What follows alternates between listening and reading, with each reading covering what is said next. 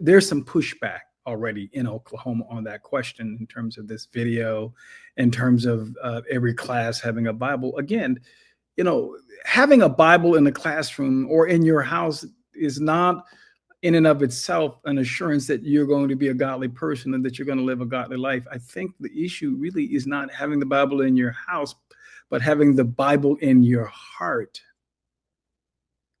Right. Now, if I was in church, I would say amen. And then perhaps if we were riding in a car, some people might say that'll preach. Not in your house, in your heart. And we have to get back to what is the central function of the school itself, public schools. What is the role? And then once we clearly define what that is, then we want to talk about how does the Bible or any other religious book contribute to the mission of the public school system. And I don't know. So my concern is so many people that are talking about the Bible being not in school, they don't have Bibles in their houses. If they do, they don't read them. The people that talk about the prayer not being in school, they don't pray at home. They don't even pray over their chicken. Not the chicken. So yeah, or whatever, their steak or their escargot or whatever they're eating. They're not eating escargot. They're not eating escargot. Whatever. They are not. That's not what they chicken. You were right with chicken. Okay. Okay. Actually, I want to push back on what you just said, because I think you're assuming some things. I don't think you're necessarily wrong, but I think you're assuming things about people that just because they want prayer in school and they want Bibles, that they don't have prayer at home, or they don't have a prayer life, or that they don't have Bibles in their home. First of all, with the phone, you don't need a Bible.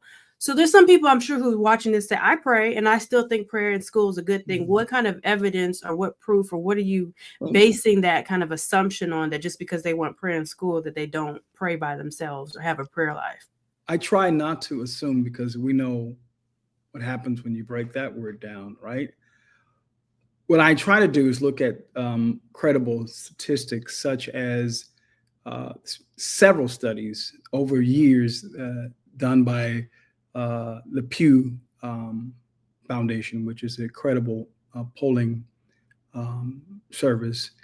Also, PRI, which is a Christian research institute, and the Barna Group, which is in Ventura, California. They all show that as it relates to Americans, church attendance is down substantially, sharply.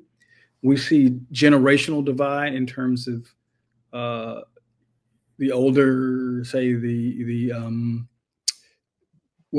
boomers. They tend to attend church more frequently, and Generation X not so much, and everyone in between.